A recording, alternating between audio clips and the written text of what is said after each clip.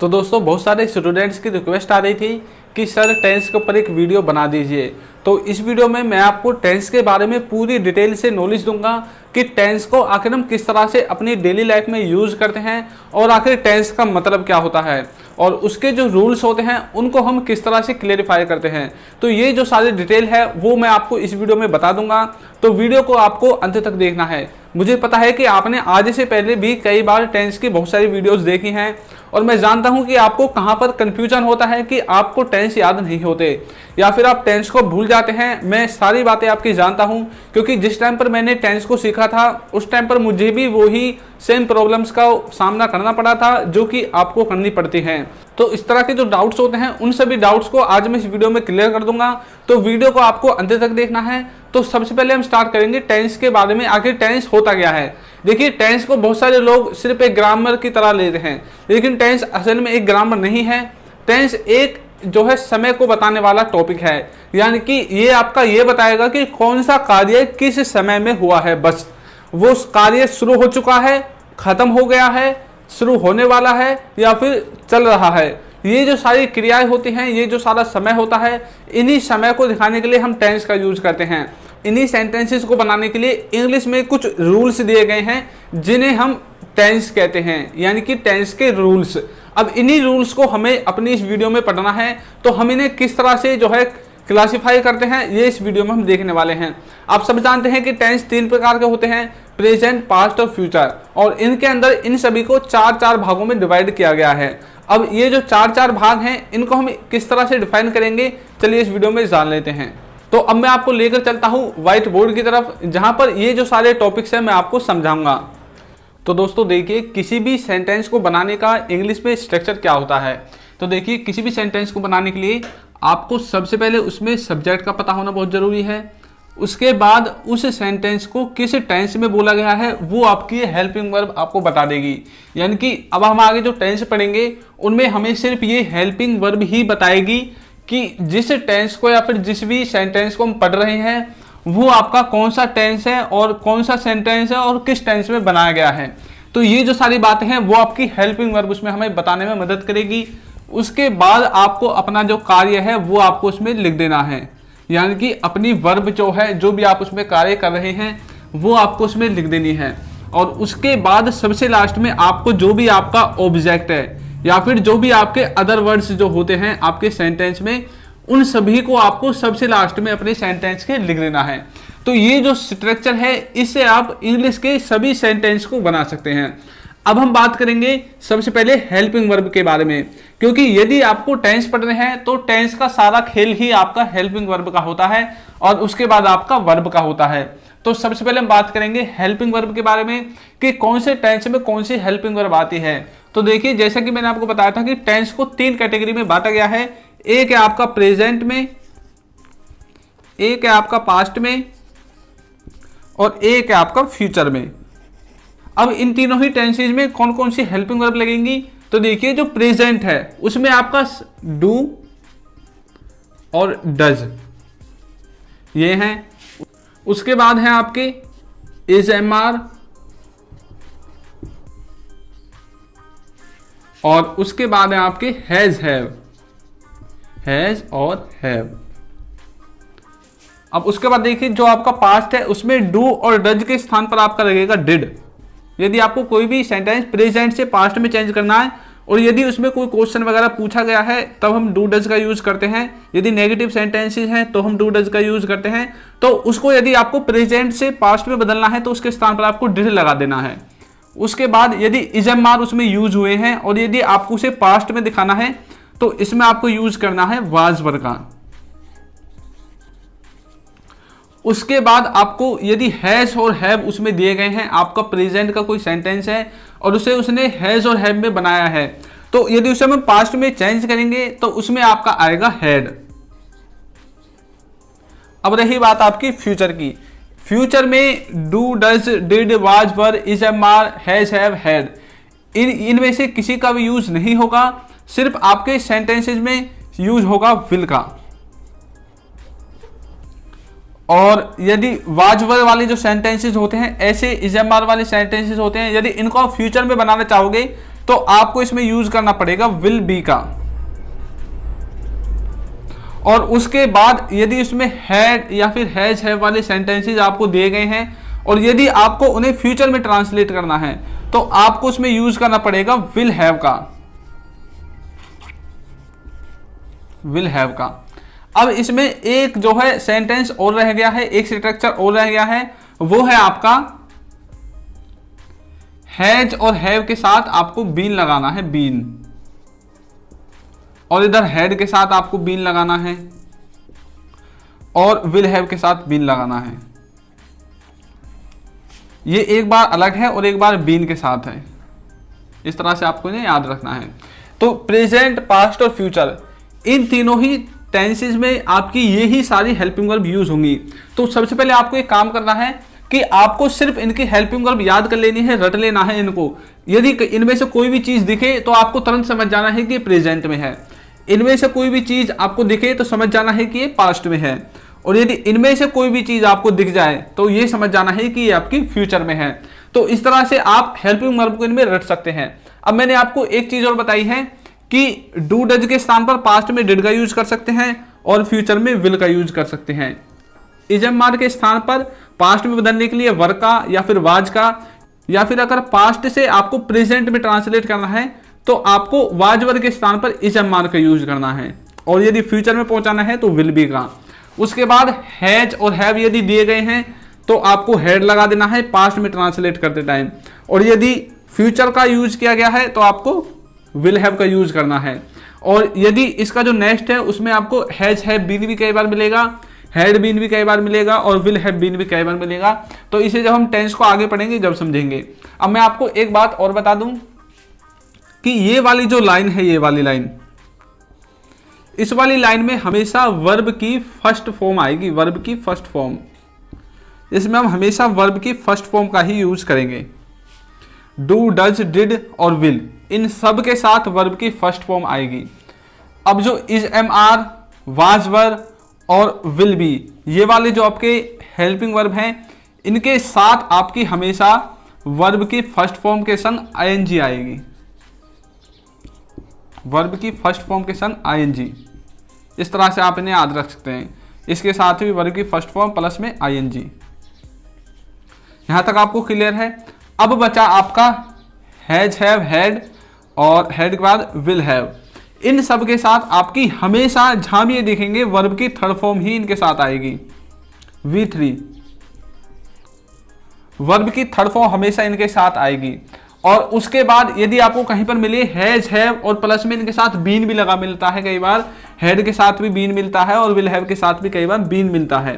तो यदि आपको इस तरह के जो है सेंटेंसेज में इस तरह की हेल्पिंग वर्ब मिले तो इनमें आपको जिनमें बीन बीन मिलेगा उसमें आपको वर्ब की फर्स्ट फॉर्म के संग आईएनजी मिलेगी, और उसके बाद सिंस या फिर फॉर आपको जरूर इनके साथ मिलेगा, सिंस और फॉर, ये इन सब के साथ मिलेगा आपको।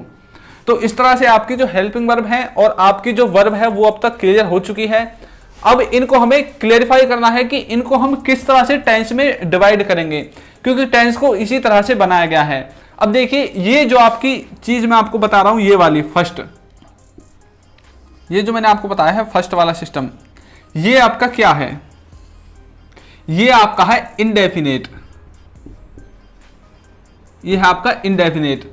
उसके बाद ये जो मैंने आपको सेकंड वाला बताया है रूल, सेकंड वाला, ये वाला रूल, ये है आपका कंटिन्यूअस, कंटिन्यूअस टेंस। उसके बाद ये जो मैंने आपको थर्ड वाला बताया है, ये देखिए यहां से और यहां तक, ये क्या है? ये है आपका परफेक्ट। और उसके बाद ये जो बचा हुआ है जिसमें बीन लगाकर मैंने आपको बताया है, ये है आपका परफेक्ट कंटिन्यूअस। अब यहां तक आप अच्छे से इसे समझ गए हैं। तो अब हम बात करेंगे कि इनको हम किस तरह से यूज करते हैं।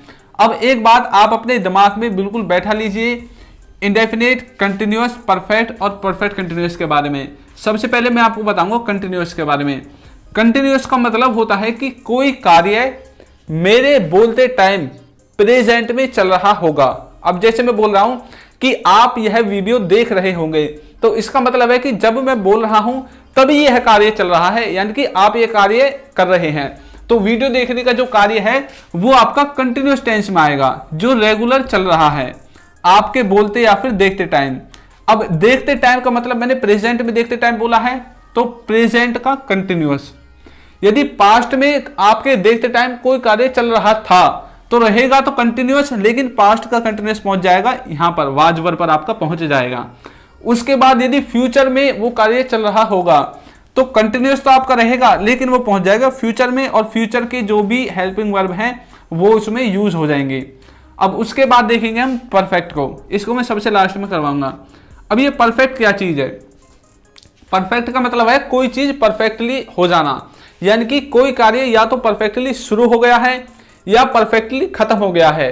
तो इस तरह के जो सेंटेंसेस होते हैं उनमें हम करते हैं परफेक्ट जो टेंस है आपका, इसका यूज।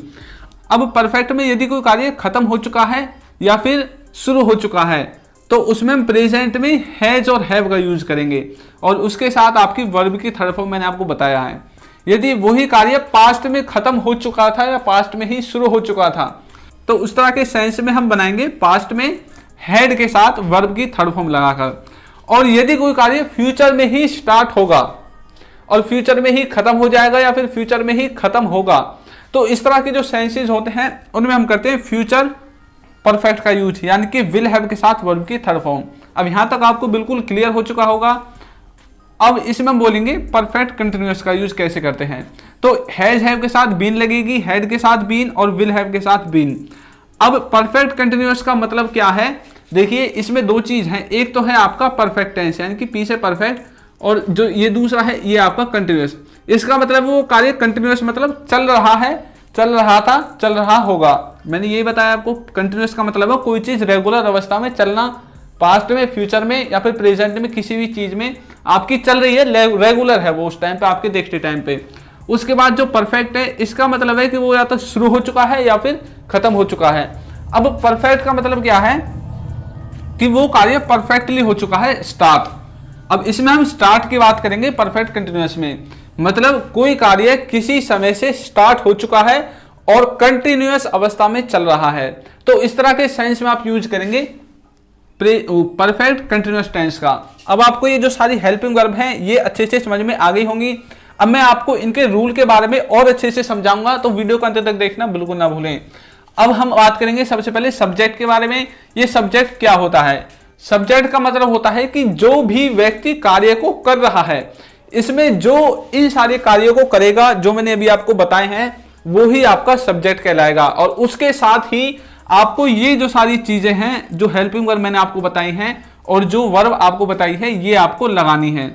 और उसके बाद जो अदर ऑब्जेक्ट्स होते हैं जिन पर वो अपने कार्य को करता है वो आपके अदर ऑब्जेक्ट्स होते हैं। और सब्जेक्ट में आपके आएंगे I, we, you, they, he, she, it, ये आपके सारे सब्जेक्ट होते हैं। अब मैं आपको बताऊंगा कि इन सब्जेक्ट के साथ किस किस का कैसे कैसे यूज हम करते हैं। तो चलिए एक बार देखते हैं। तो देखिए फ्रेंड्स, आपकी जो भी हेल्पिंग वर्ब है वो मैंने आपकी लिख दी है व्हाइट बोर्ड पर। अब हम देखेंगे कि इन सभी को हम कौन कौन से सब्जेक्ट के साथ यूज करते हैं। तो देखिए सबसे पहले है आपका फर्स्ट पर्सन, उसके बाद है आपका सेकंड पर्सन और उसके बाद है आपका थर्ड पर्सन। ये तीन ही पर्सन होते हैं आपके। फर्स्ट पर्सन जो किसी बात को बोल रहा होता है, सेकंड पर्सन जो किसी बात को सुन रहा होता है जिसे फर्स्ट पर्सन बोल रहा है, थर्ड पर्सन जिसके बारे में ये दोनों बात करते हैं वो आपका थर्ड पर्सन होता है। इतना आप सबको क्लियर होगा। अब हम देखेंगे कि फर्स्ट पर्सन, सेकंड पर्सन और थर्ड पर्सन के साथ किस किस का हम यूज करते हैं। तो सबसे पहले हम स्टार्ट करेंगे थर्ड पर्सन के साथ। तो देखिए थर्ड पर्सन के साथ इनमें से किसका यूज करेंगे। अब पहले थर्ड पर्सन को आपको लिख देता हूं कौन कौन से होते हैं। ही, शी, इट। सेकंड पर्सन होते हैं आपके यू और उसके बाद भी होते हैं, वैसे मेन यू है।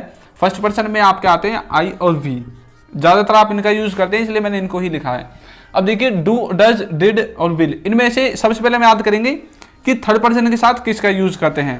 तो देखिए थर्ड पर्सन के साथ इनमें से जो भी सिंगुलर चीज हमें बताएगा, इसमें से हम लेंगे हैज और यहां से लेंगे वाज और यहां से लेंगे डज और यहां से जो विल है, ये सबके साथ यूज होगा आपका।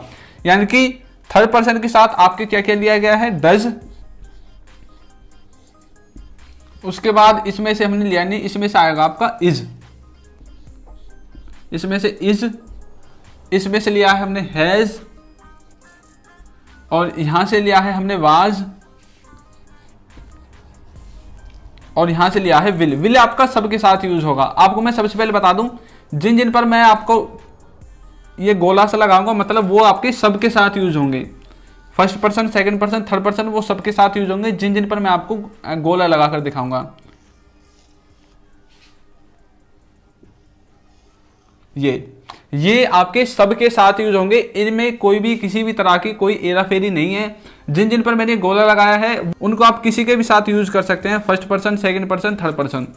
अब जो जो बचे हैं उनमें से मैंने आपका वाज ले लिया है, इज ले लिया है, डज ले लिया है, और यहां से हैज ले लिया है। ये सब आपके यूज होंगे थर्ड पर्सन, और ये भी आपके सिंगुलर के साथ, थर्ड पर्सन सिंगुलर के साथ यूज होंगे ये वाली सारी चीजें। अब आपका बच गया है डज। इसमें से जो एम है उसकी सबको पता है, वो हमेशा आई के साथ यूज होता है। और यहां से बचा है आपका आर, यहां से हैव, यहां से वर।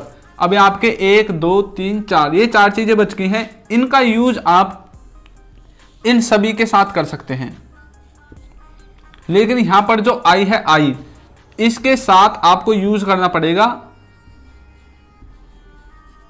वाज का। आई के साथ आपको वाज का यूज करना पड़ेगा। बाकी ये जो बचे हैं यू और वी, इन सब के साथ आप इनका यूज कर सकते हैं। तो इस तरह से आपको जो है सब्जेक्ट के साथ इनका कैसे यूज करना है ये आपके समझ में आ गया होगा। आप अपनी नोटबुक में भी इन्हें उतार सकते हैं। तो हम एक एक करके इन सभी के सेंटेंसेस के रूल को देखते देखते इनके एग्जाम्पल्स की तरफ बढ़ेंगे। तो देखिए, तो दोस्तों सबसे पहले हम बात करेंगे इसमें इंडेफिनिट टेंस के बारे में, जिसे हम प्रेजेंट, पास्ट और फ्यूचर, इन तीनों ही टेंस में आपके इंडेफिनिट को एक साथ पढ़ेंगे। उसके बाद हम कंटिन्यूअस, परफेक्ट और उसके बाद परफेक्ट कंटिन्यूअस को देखेंगे। अब सबसे पहले हम देखेंगे इंडेफिनिट में प्रेजेंट को, यानी कि प्रेजेंट में इंडेफिनिट को किस तरह से समझा जाता है। तो देखिए, जिस भी स्ट्रक्चर के, हिंदी के स्ट्रक्चर के अंत में आपका ता है, ते है, ती है, ये सारी चीजें आती हैं, वो आपका प्रेजेंट इंडेफिनिट टेंस में आता है। अब आप प्रेजेंट इंडेफिनिट को एक तरह से और देख सकते हैं, यानी कि जब किसी कार्य के बारे में आपको ये ना पता हो कि वो कब शुरू हुआ और कब खत्म होगा, तो इस तरह के जो कार्य होते हैं उन सबको बताने के लिए भी हम क्या करते हैं, प्रेजेंट इंडेफिनिट का यूज करते हैं। जैसे कि सूरज कब से निकलता है, कब तक निकलता रहेगा, जिनको आप बोलते हैं यूनिवर्सल ट्रूथ। या फिर आप अपनी डेली में जो प्रतिदिन होने वाली आपकी हैबिट्स हैं, आपके कार्य हैं, उनको बताने के लिए भी आप प्रेजेंट इंडेफिनिट का यूज करते हैं। उन सब में आपके ता है, ते है, ती है, ये सभी वाक्य आपके प्रेजेंट इंडेफिनिट टेंस के जो भी कार्य होते हैं उन सब में आते हैं। अब इसमें देखिए, इसका जो स्ट्रक्चर है उसमें सबसे पहले सब्जेक्ट है, उसके बाद वर्ब है, और वर्ब के बाद एस या ईएस इसमें आएगी, और उसके बाद आपका ऑब्जेक्ट इसमें आ जाएगा। अब आपने एक चीज गौर की है कि यहाँ पर हेल्पिंग वर्ब नहीं है। इसमें आपकी हेल्पिंग वर्ब नहीं होती है। जब इसमें आप नेगेटिव या फिर इंटरगेटिव सेंटेंसेस को बनाओगे तब आपकी हेल्पिंग वर्ब इसमें लगेगी। और इसमें देखिए, पास्ट इंडेफिनिट में क्या लिखा हुआ है, ता था, ते थे, गया, लिया, ली और दी। यानी कि जब इनमें से कोई भी आपके सेंटेंस के लास्ट में आए तो आपको समझ जाना है कि वो पास्ट का सेंटेंस है। अब आप कैसे पहचानोगे, देखिए, जैसे कि वह गया, वह कहाँ गया, उसने खाना खाया। अब ये जो सारे सेंटेंसेस हैं वो यहीं से आ रहे हैं, इनसे मिलते जुलते जितने भी हैं, लिया, दिया, पिया, खाया, ली, दी, गई, ये सारे सेंटेंसेस जो कि पास्ट में हो चुके हैं, उन वाले सेंटेंसेस में हम पास्ट इंडेफिनिट का यूज करेंगे। इसका स्ट्रक्चर देखिए, सबसे पहले सब्जेक्ट, उसके बाद वर्ब की सेकंड फॉर्म, और उसके बाद आपका ऑब्जेक्ट इसमें आ जाएगा। अब नेक्स्ट है आपका फ्यूचर। फ्यूचर इंडेफिनिट में आप कैसे पहचानोगे, इसमें आपका गा, गे, गी, ये वाले जो वाक्य हैं वो आपकी सेंटेंस के अंत में आएंगे। अब यहाँ पर देखिए, जो गा, गे, गी है, इनसे ही आप नहीं पहचानोगे, आपको अपना कॉमन सेंस भी लगाना पड़ेगा कि जो वाक्य बोला जा रहा है वो आखिर है कहाँ। क्योंकि जब आपके सामने कोई सेंटेंस कोई बोलेगा तो आपको तुरंत पता चल जाएगा कि वो प्रेजेंट में है, पास्ट में है, या फिर फ्यूचर की तरफ इशारा कर रहा है। तो आपको भी अपनी ओर से उसे समझना है। उसके बाद ये जो रूल्स हैं वो आपको अप्लाई करने हैं। अब मैं आपको एक एग्जाम्पल इन तीनों को बताता हूँ। देखिए, अब देखिए, यहाँ पर मैंने लिखा है, वह स्कूल जाता है, वह स्कूल गया, वह स्कूल जाएगा। ये तीनों ही मैंने स्कूल के एग्जाम्पल लिए हैं। वह स्कूल जाता है, ता है आपका आ रहा है यहाँ से।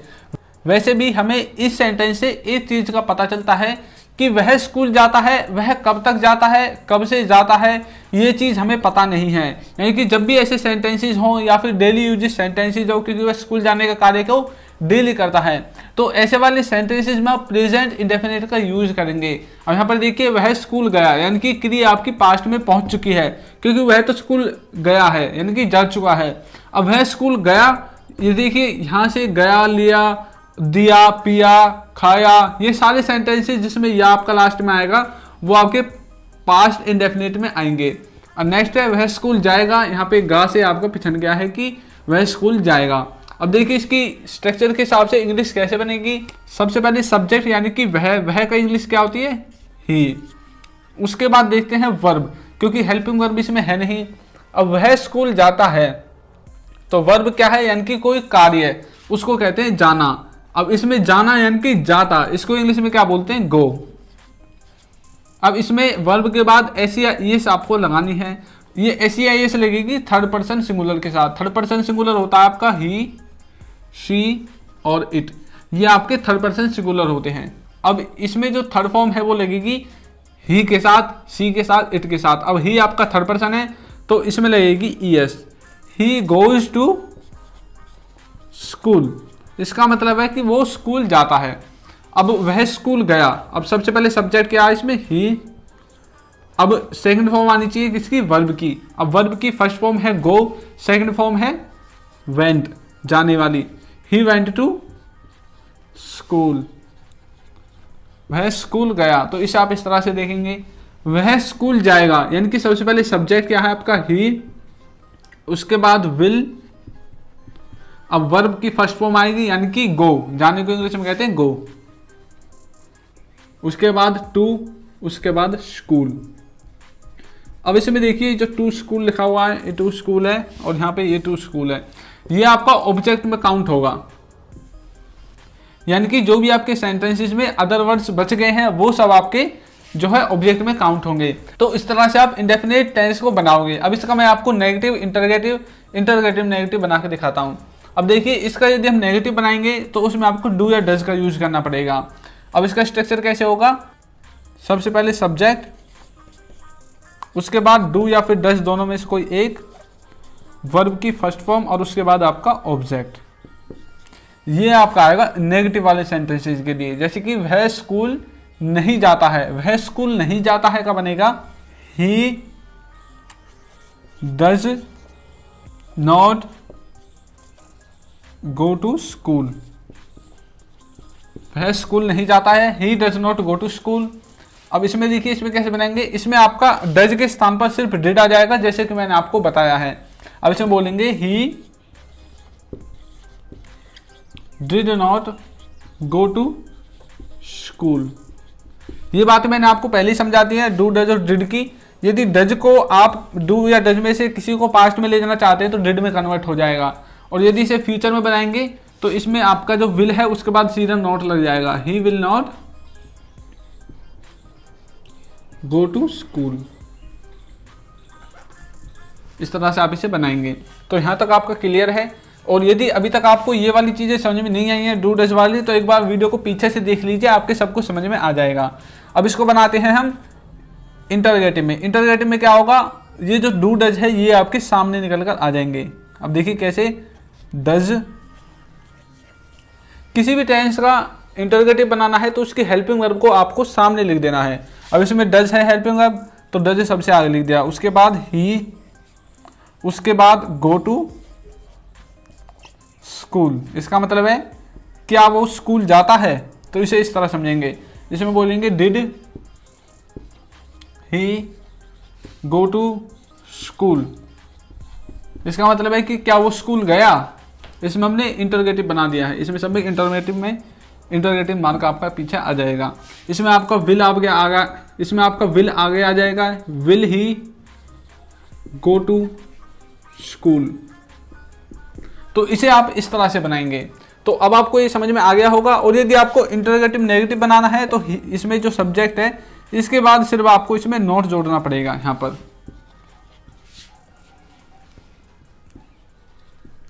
तो अब आपका ये इंटरोगेटिव नेगेटिव बन गया है। तो सभी सेंटेंसेस में आप इस तरह के सेंटेंसेस को इस तरह से इनके स्ट्रक्चर को घुमा फिरा के बना सकते हैं। अब हम देखेंगे इंडेफिनिट के स्थान पर कंटिन्यूस का प्रयोग। अब दोस्तों जो नेक्स्ट है वो है आपका कंटिन्यूस टेंस। अब हम कंटिन्यूस को प्रेजेंट में, पास्ट में और फ्यूचर में, इन तीनों में पढ़ेंगे। अब देखिए इनकी कंटिन्यूस का मतलब क्या होता है।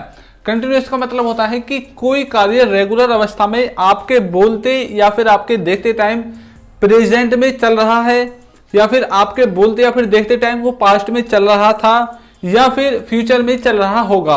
तो ये जो सारे क्रियाएं होती हैं इन सबको बताने के लिए हम क्या करेंगे, कंटिन्यूस टेंस का यूज करेंगे। अब देखिए प्रेजेंट में मतलब है रहा है, रहे हैं, यानी कि प्रेजेंट में चल रहा है, चल रहे हैं, यानी कि कोई कार्य हो रहा है प्रेजेंट में।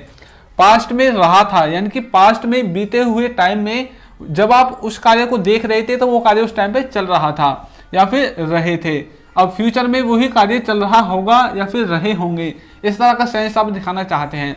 अब देखिए कंटिन्यूस टेंस को किस तरह से हम देखते हैं स्ट्रक्चर में।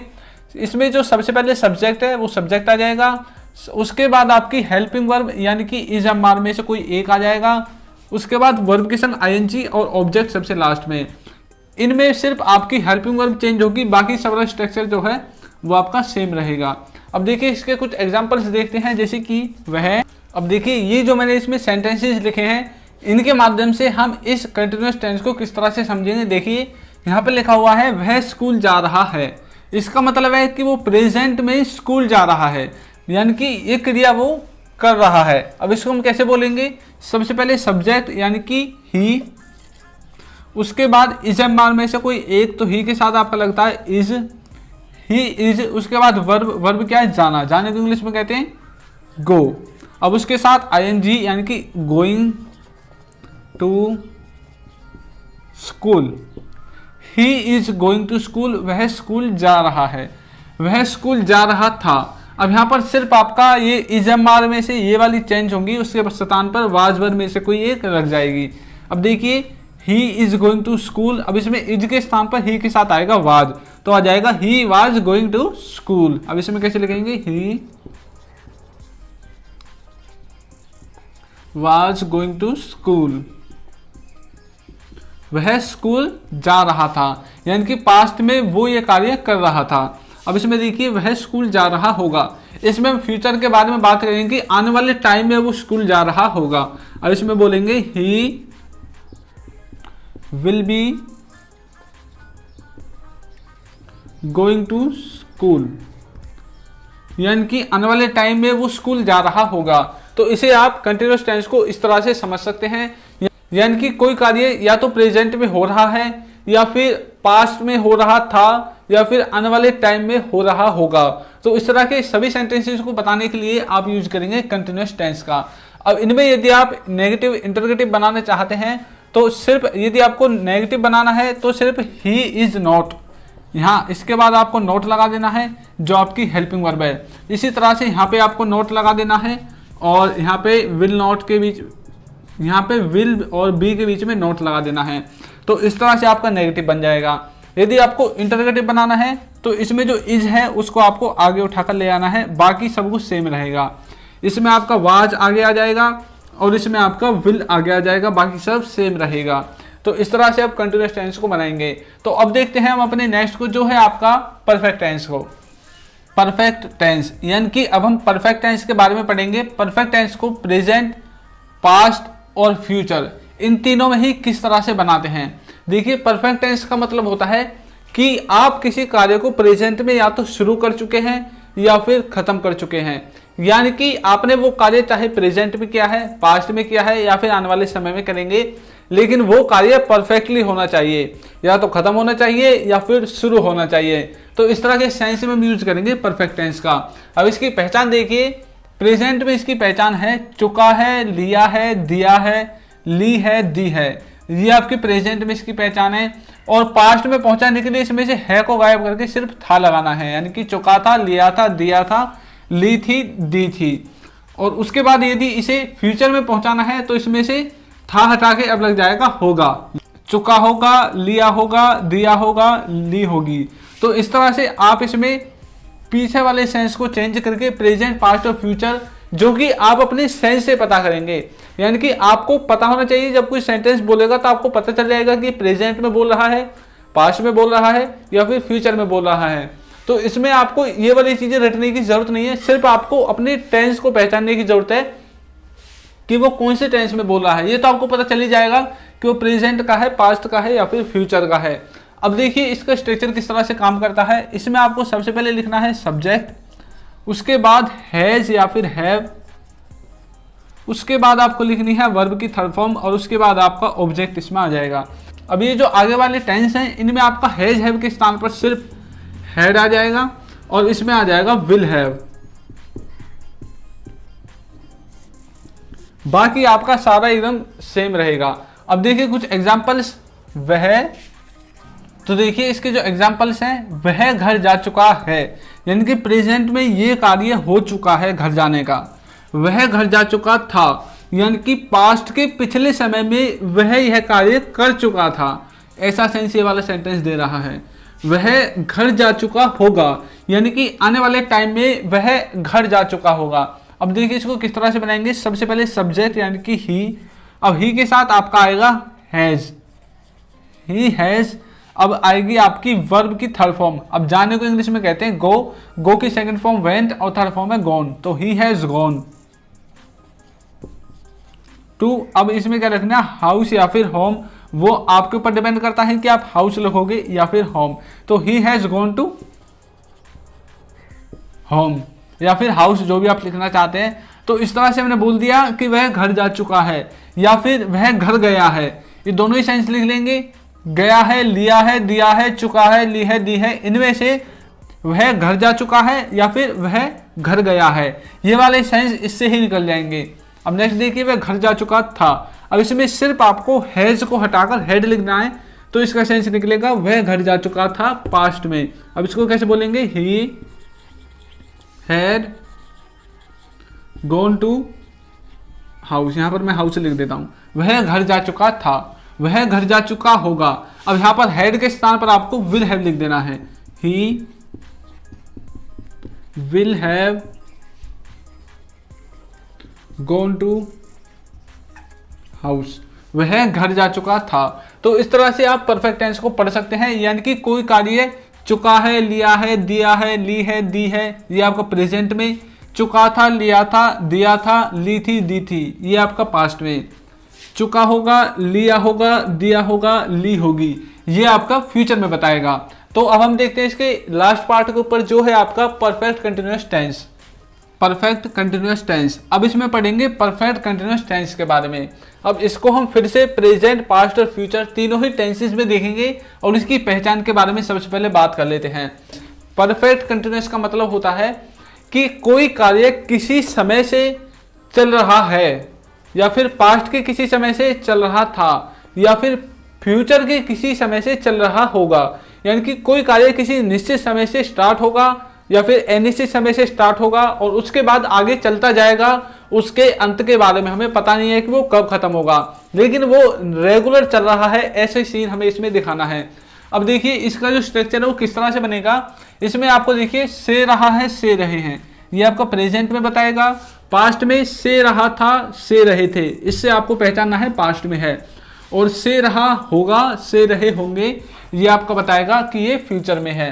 अब देखिए इसका स्ट्रक्चर किस तरह से बनेगा। सबसे पहले सब्जेक्ट आएगा, उसके बाद आपका आएगा हैज या फिर हैव, इन दोनों में से कोई एक।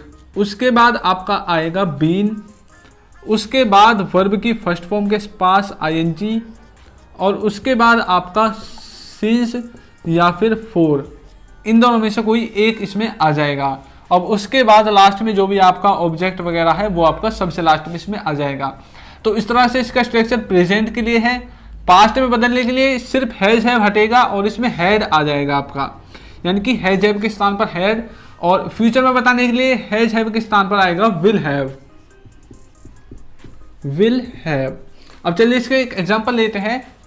एग्जांपल देखिए, वह सुबह से पढ़ रहा है, यानी कि सुबह से वो ये कार्य कर रहा है और अब भी वो कार्य निरंतर चल रहा है। वह सुबह से पढ़ रहा था, यानी कि पास्ट के सुबह से पढ़ रहा था और अब उसका जो कार्य है वो खत्म है, लेकिन पास्ट में ये कार्य रेगुलर हो रहा था, प्रेजेंट में भी चल ही रहा है, पास्ट में ये है किसी समय से स्टार्ट होकर किसी समय पर जाकर खत्म हो चुका है, वह सुबह से पढ़ रहा होगा।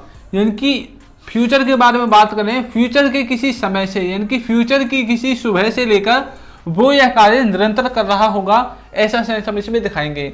अब देखिए वह सुबह से पढ़ रहा है, अब इसमें सब्जेक्ट क्या है, ही, यानी कि वह। अब इसमें क्या लिखना है, हैज या हैव में से कोई एक, तो ही के साथ आता है has,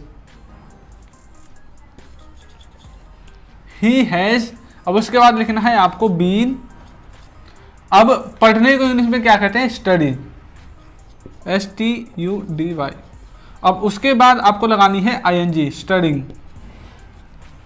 he has been studying, कब से, सुबह से, यानी कि सिंस मॉर्निंग।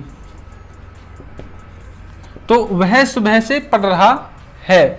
अब ये सिंस और फॉर किसके साथ यूज होंगे, जो कार्य एकदम निश्चित है उसमें आप सिंस लगाएंगे, जैसे कि सुबह, शाम, दोपहर, 2 बजे से, 3 बजे से, 5 बजे से, ये क्या है, एकदम परफेक्ट टाइम मैंने बताया है।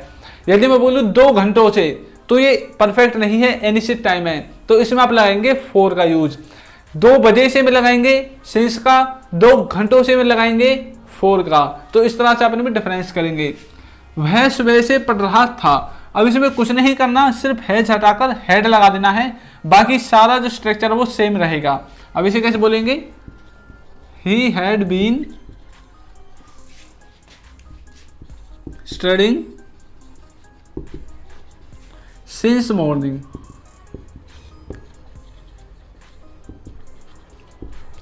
वह सुबह से पढ़ रहा था, he had been studying since morning. वह सुबह से पढ़ रहा होगा। अब इसमें सिर्फ आपको हैड के स्थान पर विल हैव का यूज कर देना है, जो कि इसकी हेल्पिंग वर्ब है। अब इसमें कैसे बोलेंगे, he will have been studying since morning, यानी कि वह सुबह से पढ़ रहा होगा। तो इस तरह से आपका परफेक्ट कंटिन्यूअस टेंस है वो खत्म हो चुका है। तो फ्रेंड्स, आशा है कि आपको ये वीडियो समझ में आ गई है। यदि आपको कहीं पर डाउट है तो आप हमें बता सकते हैं, और यदि आप मॉडल वाली वीडियोस को देखना चाहते हैं तो उसका लिंक आपको नीचे डिस्क्रिप्शन बॉक्स में सबसे नीचे जाना और आपको प्लेलिस्ट का जो लिंक है वो मिल जाएगा मॉडल के नाम से, यानी कि ऑल मॉडल प्लेलिस्ट, वहां पर क्लिक करना है, या फिर आप हमारे चैनल पर डायरेक्ट जाकर उस वीडियो को देख सकते हैं। तो आपको ये वाली वीडियो कैसी लगी है बताना, और यदि कहीं पर कोई कमी आपको नजर आती है तो आप हमें कमेंट करके बता सकते हैं, और यदि चैनल पर नए हैं तो सब्सक्राइब करके वीडियो को लाइक कर दीजिए। Thank you.